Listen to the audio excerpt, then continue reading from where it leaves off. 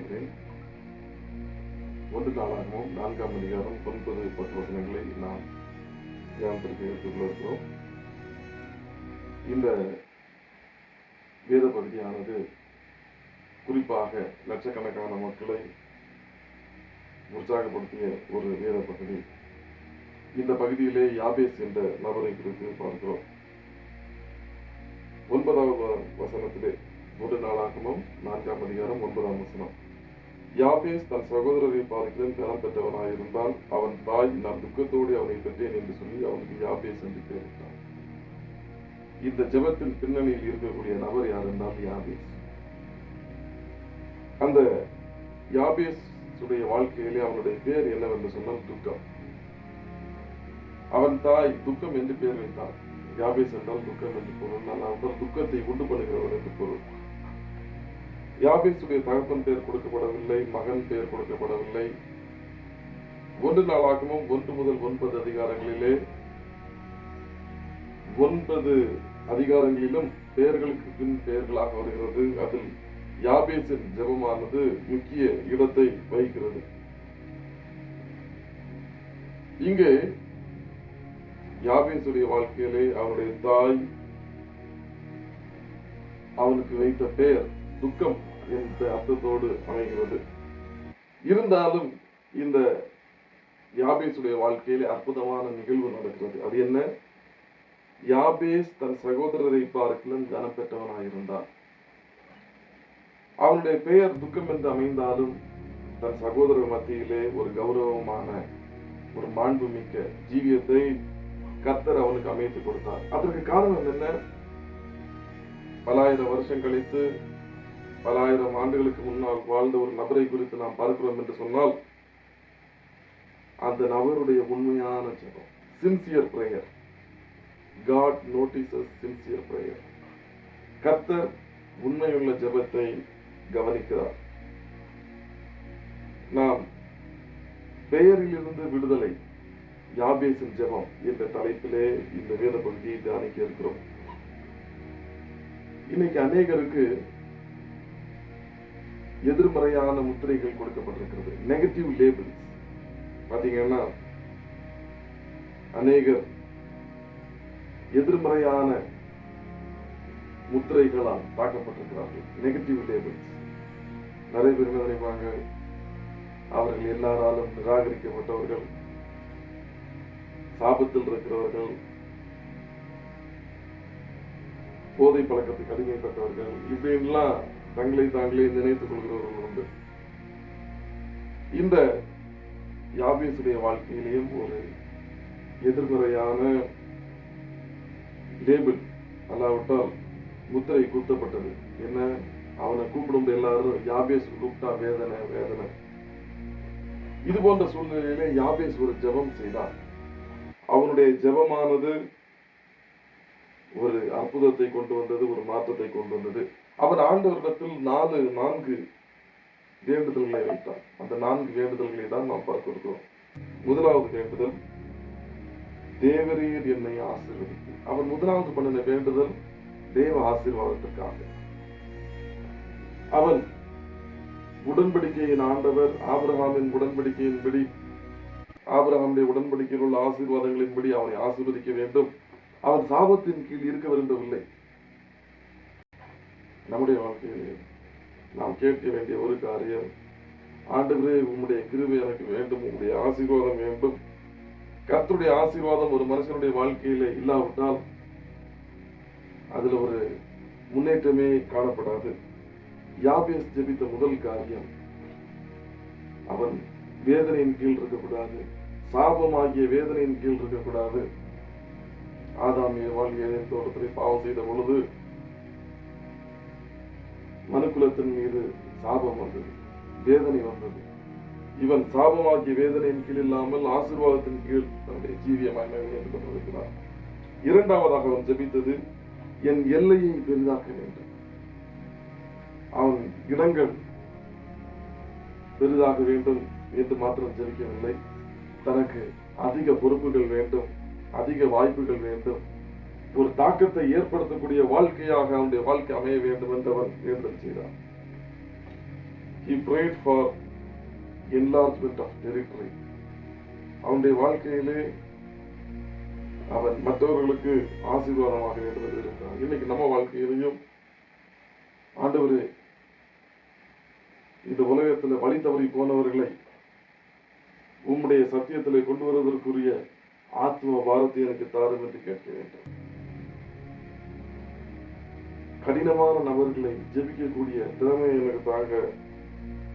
அதுதான் ஆண்டவர் நம்முடைய எல்லைகளை விரிவாக்குவது, நமக்கு அநேக வாய்ப்புகள் தருவது, பொறுப்புகள் தருவது. மூன்றாவதாக அவன் வேண்டுதல் செய்தது, உமது கரம் என்னோடு இருக்க வேண்டும். நம்ம வாழ்க்கையில் ஆண்டோடைய ஆசீர்வாதம் வருகிறது, வெற்றி வருகிறது, நம்முடைய எல்லைகள் விரிவாகிறது. இது எல்லாம் இருந்தாலும்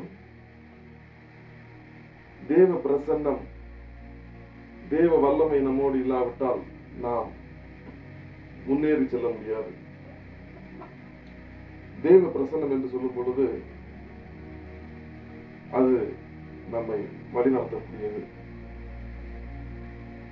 நம்ம வாழ்க்கையில வெற்றி வரும் பொழுது எதிர்ப்புகள் வரலாம், சோதனைகள் வரலாம். அவற்றை எல்லாவற்றையும் மேற்கொள்ள வேண்டுமானால் தேவ கரம், அதாவது தேவனுடைய வழிநடத்தல், தேவனுடைய பிரசன்னம், தேவனுடைய பலன் நமக்கு தேவைப்படுகிறது.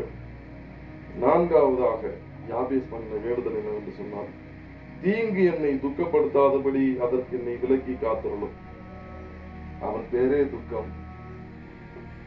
தீங்குனால எனக்கு துக்கம் வரக்கூடாது என்று அவன் பிரார்த்திக்கிறான். நம்ம வாழ்க்கையில பொல்லாதவனாகிய சாத்தானிடமிருந்து நமக்கு துன்பங்கள், துக்கங்கள் வரலாம். பொல்லாதவனாகிய சாத்தானை மேற்கொள்ள வேண்டும், பாவத்தின் வல்லமையை மேற்கொள்ள வேண்டும். பொல்லாத மனிதர்கள் ஓடும் சதி திட்டங்களில் இருந்து நாம் காக்கப்பட வேண்டும். தேவனுடைய பாதுகாப்பு நமக்கு அத்தியாவசியமாகிறது. இந்த யாபேஸ் செய்த 4 வேண்டுதல்கள் நமக்கு பொருத்தமானது. நம்முடைய வாழ்க்கைக்கு நமக்கு தேவ ஆசீர்வாதம் தேவை. நமக்கு எல்லைகள் பெரிதாக வேண்டும், வாய்ப்புகள், பொறுப்புகள், நம்முடைய ஜீவியம் ஒரு தாக்கம் அமைந்ததாக அமைய வேண்டும். மூன்றாவது, நம்ம வாழ்க்கையில வெற்றி வந்தாலும் தேவ கரம், அதாவது தேவ பிரசன்னம், தேவ வல்லமை நம்மை வழிநடத்த வேண்டும். நான்காவது, சாத்தானிடமிருந்து நமக்கு பாதுகாப்பு, பொல்லாத மனிதர்களிடமிருந்து பாவத்தின் வல்லமையை மேற்கொள்ளக்கூடிய ஒரு வெற்றியுள்ள வாழ்க்கையை வாழ கர்த்தர் நம்மோடு இருக்க வேண்டும். இப்படியாக இந்த யாபேஸ் 4 காரியங்களை வேண்டுதல் செய்தார். வசனம் சொல்கிறது, அவன் வேண்டிக் கொண்டதை தேவன் அருளினார். அவன் யாரிடத்தில் வேண்டிக் கொண்டான்? யாபேஸ் இஸ்ரவேலின் தேவனை நோக்கி வேண்டுதல் செய்தார். He prayed to the living God. அவன் ஜீவனுள்ள தேவனை நோக்கி வேண்டிக் கொண்டான். நீங்களும் நானும் ஆராதிக்கிற தேவன் உடன்படிக்கையின் தேவன். அந்த உடன்படிக்கையில் ஆசீர்வாதங்கள் உண்டு.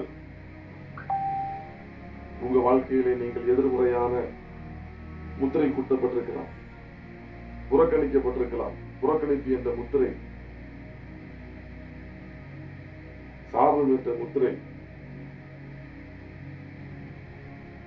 தோல்வி என்ற முத்திரை, நீங்கள் எந்த முத்திரையின் கீழ் காணப்பட்டாலும், அன்று யாபேசுடைய வாழ்க்கையில துக்கம் என்ற முத்திரை காணப்பட்டது.